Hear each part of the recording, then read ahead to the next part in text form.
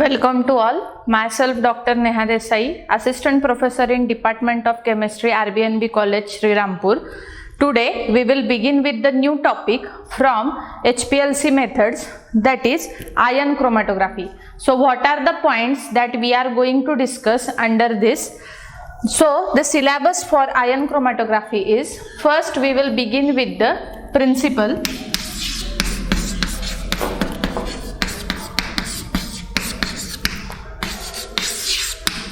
Then second is the separation technique.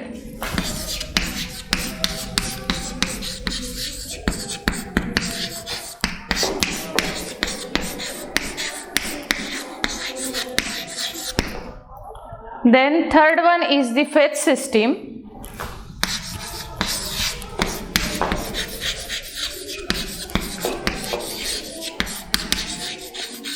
And fourth one is the applications.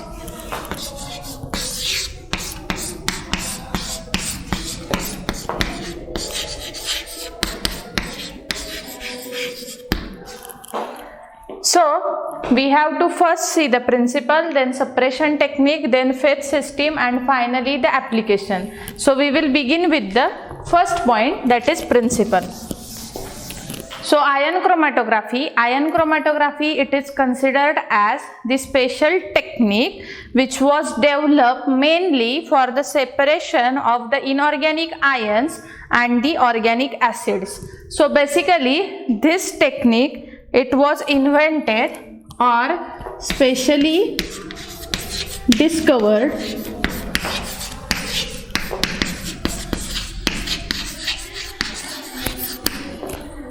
for the analysis of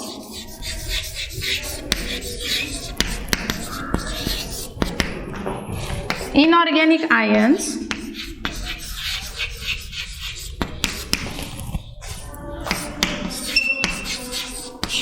and organic acids.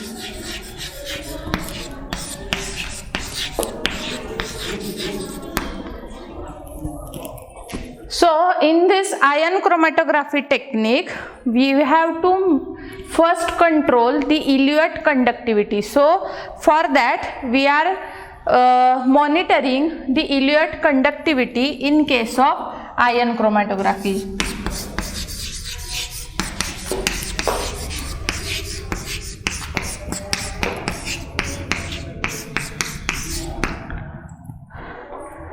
Now after this, that is by considering the eluate conductivity or by monitoring the eluate conductivity, we can monitor the ion chromatography.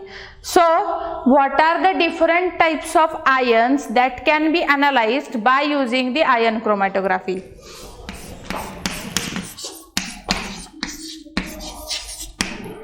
So you can determine the different types of anions in the drinking water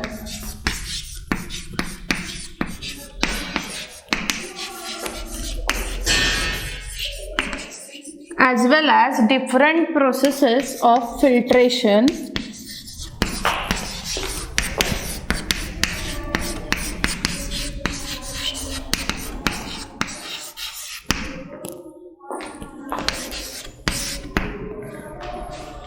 Now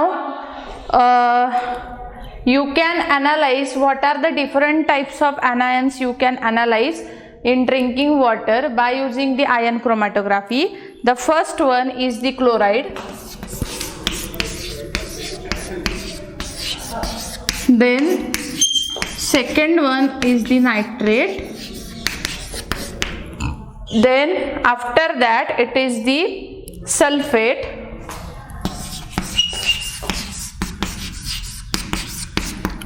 and after this there is a hydrogen carbonate.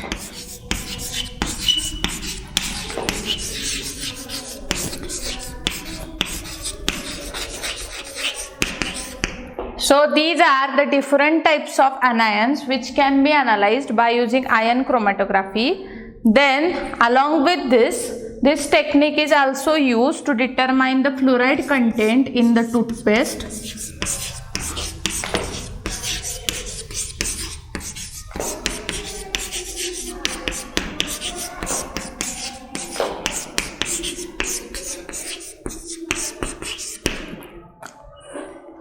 Now, along with this, it is also used for the analysis of the organic acids in the beverages.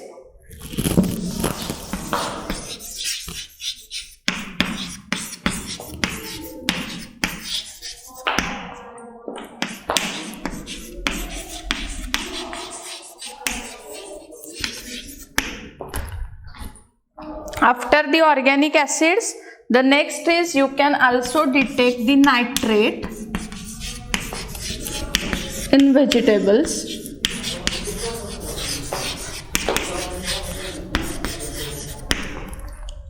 By using the ion chromatography. Then after this, you can also analyze the different bromide, sulfate or the thiosulfate.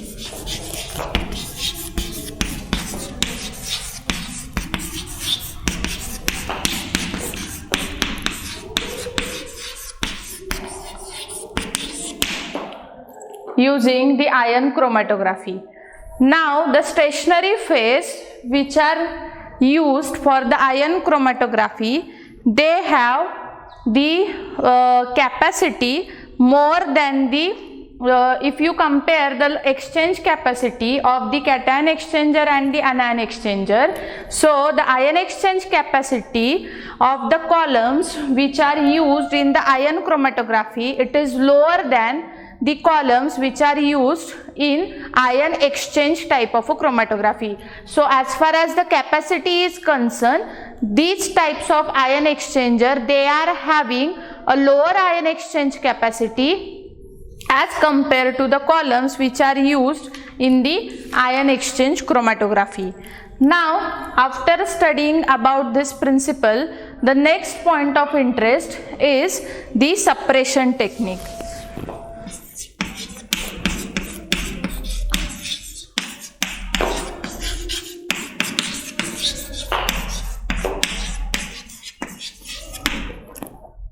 Now basically the chemical separation and electronic separation is carried out by using the ion chromatography. So electronic separation, this is the first one.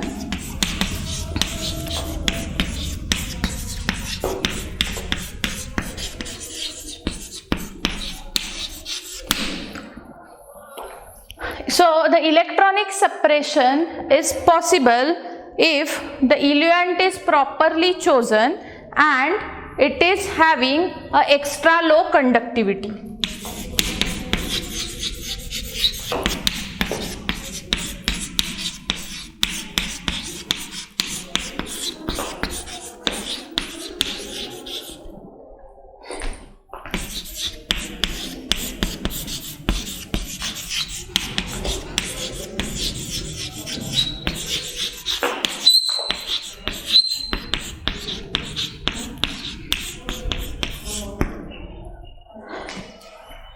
Now, along with this, in case of the electronic separation, the detector, it must be able to compensate the background conductivity.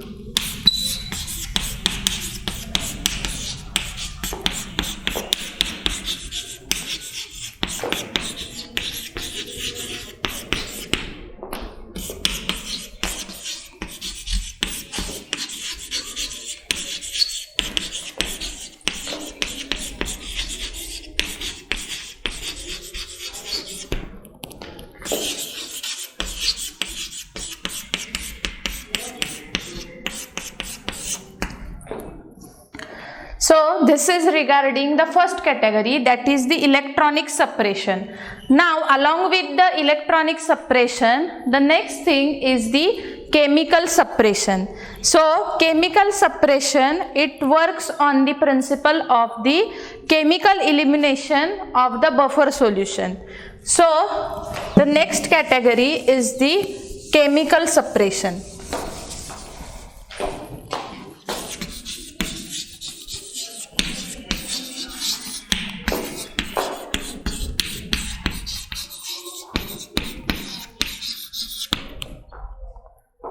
Okay, so now for the chemical separation, it works on the chemical elimination of the buffer ions. It works on the basis of chemical elimination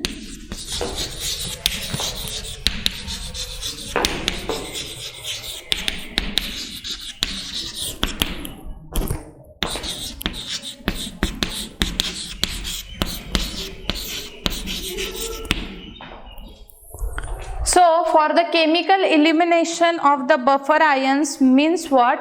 When you are monitoring the eluent flow, here we have to eliminate the buffer ions. So which buffer ions you will eliminate? We have to consider the buffer cations which are replaced by the H plus ion, and we have to replace the buffer anions by the OH minus ion. So here the buffer cations and the buffer anions.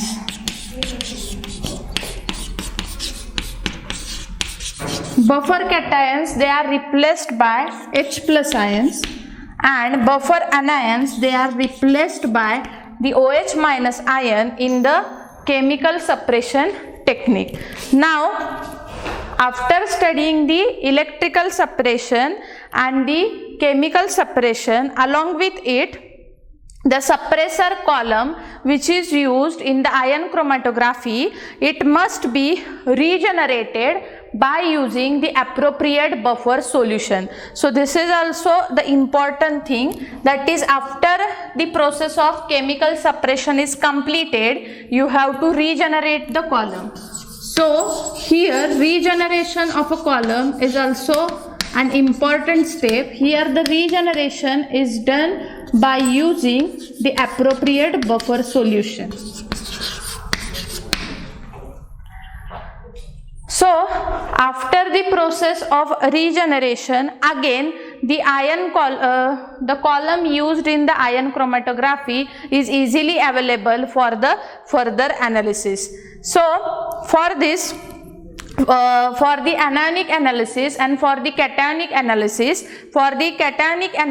you will prefer to go for the basic solution, and for anionic analysis you will prefer to go for the acidic solution. So this is the case. That means in case of the separation technique, you will use the basic solutions for the cationic analysis, and then you will use the acidic solutions for the anionic analysis. So after using the cationic solutions, for the cationic solutions you will use the basic one, and for the anionic analysis you will use the acidic solutions.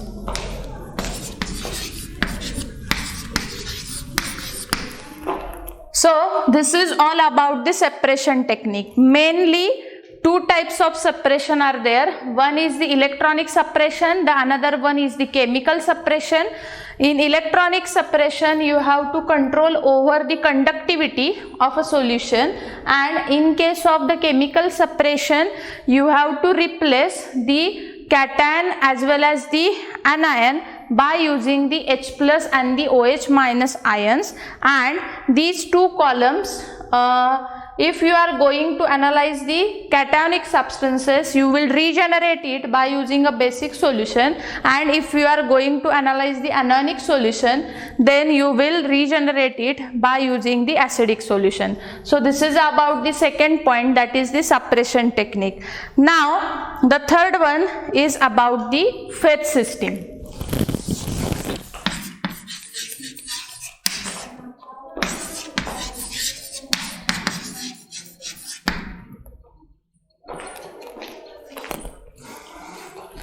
So the choice of a stationary phase and choice of a mobile phase is the very important phenomena in any type of a chromatography. So for ion chromatography, the mobile phase and stationary phase, they should be need to harmonize with each other.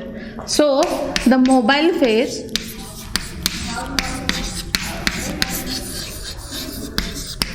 and stationary phase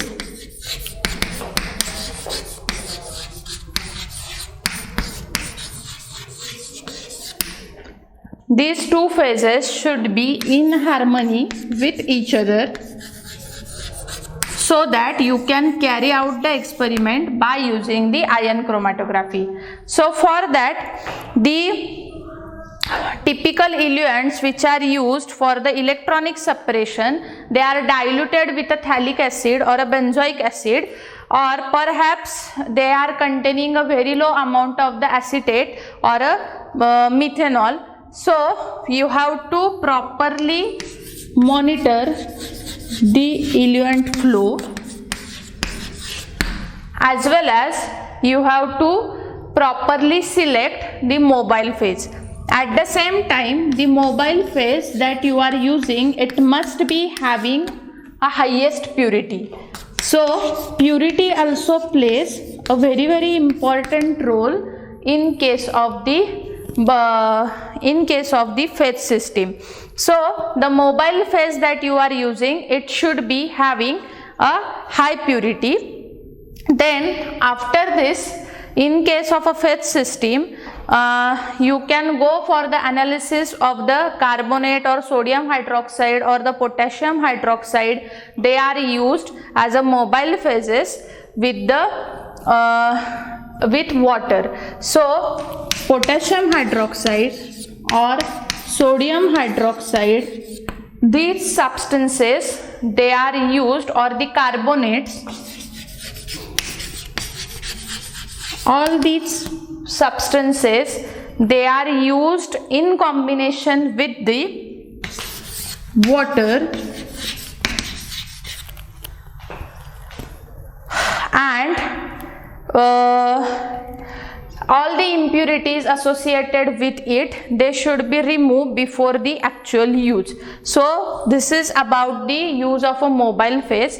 At the same time, you can also use a low amount of acetone or methanol or the nitric or oxalic acid as the separation technique. Now along with this, the detection limit of the given ion, it also depends on the choice of a mobile phase as well as the choice of a stationary phase. So the detection limit of a given ion depends on the concentration of the two eluents. So if higher is the concentration, then worse is the limit. So in order to obtain a good detection limit, you have to lower the concentration. So this is the relationship between the concentration of a eluent and the detection limit is vice versa. So if you go for higher concentration, then in case of the higher concentration,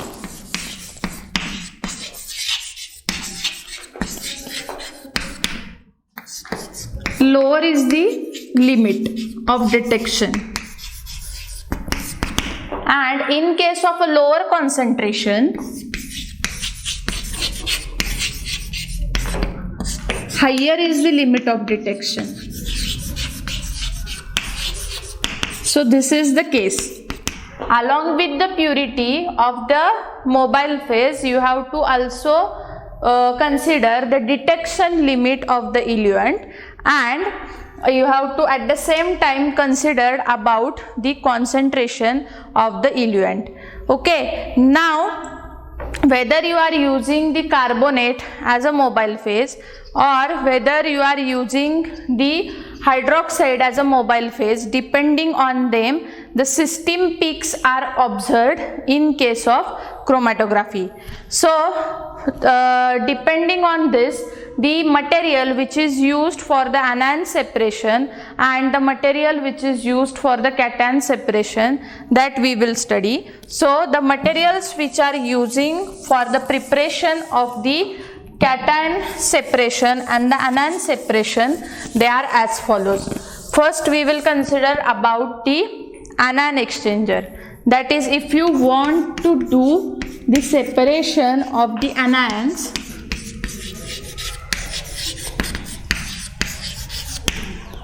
then these separations, they are based on the styrene divinyl benzene,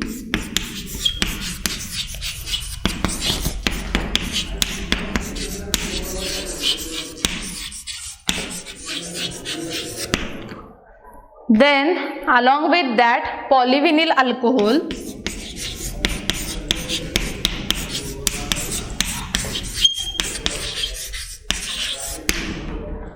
then along with it styrene divinyl benzene, then polymethyl acrylate,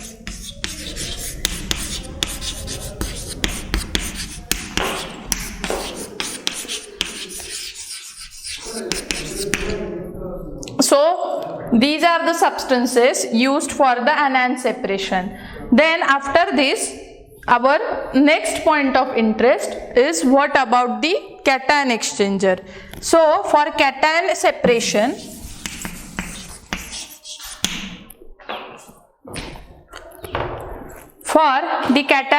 separation, we can use the substances such as silica, or the next one is the polyethylene,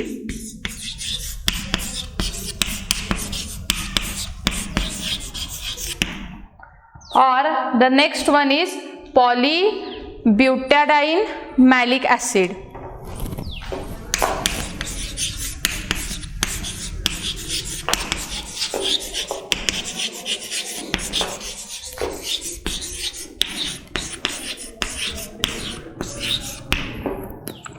So all these are the different materials used for the cation separation. Now after this, the last point from this chapter is what are the applications of ion chromatography. So we will begin with the application part.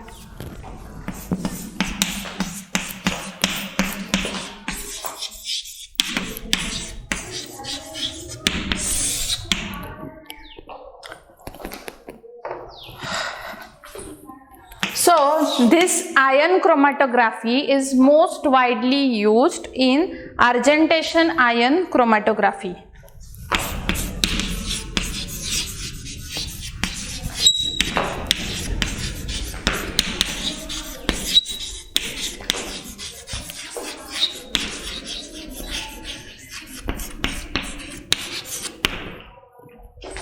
Now usually the silver and compounds containing the acetylenic and ethylenic bonds, they have very weak interactions, and this phenomena is widely studied in case of the olefinic compound. Okay, so usually the silver containing compounds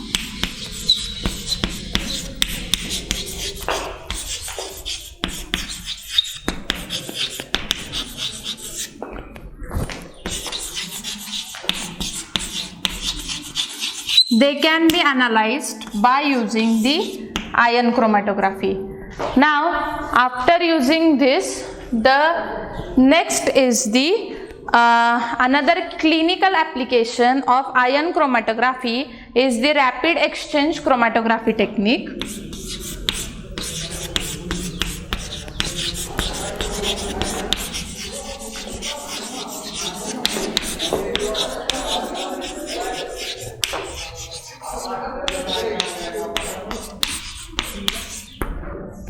Rapid exchange chromatography technique, which is used to separate the kinase enzyme from the human serum.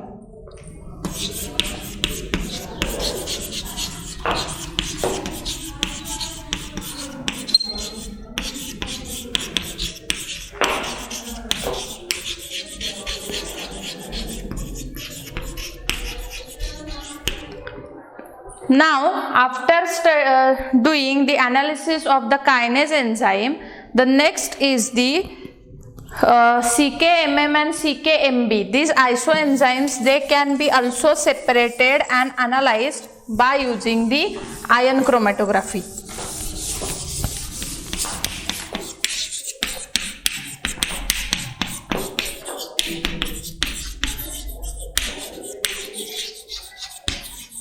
So the CKMM and CKMB isoenzymes, they are also analyzed by using the ion chromatography.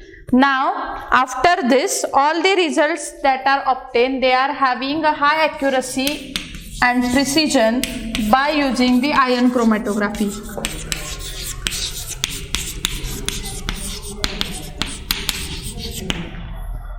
Along with this, the next is it is also an advancement in the qualitative Hull cell testing.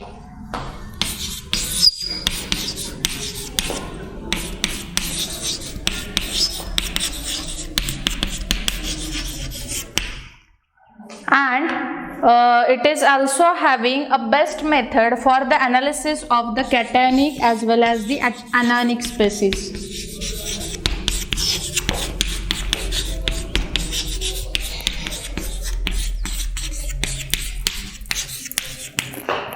So these all are the different applications of ion chromatography. In this way we have studied the 4 main points: principle, suppression technique, then the third one is the phase system, and fourth one is the applications of ion chromatography in this topic. In the next lecture we will see the size exclusion chromatography. Thank you.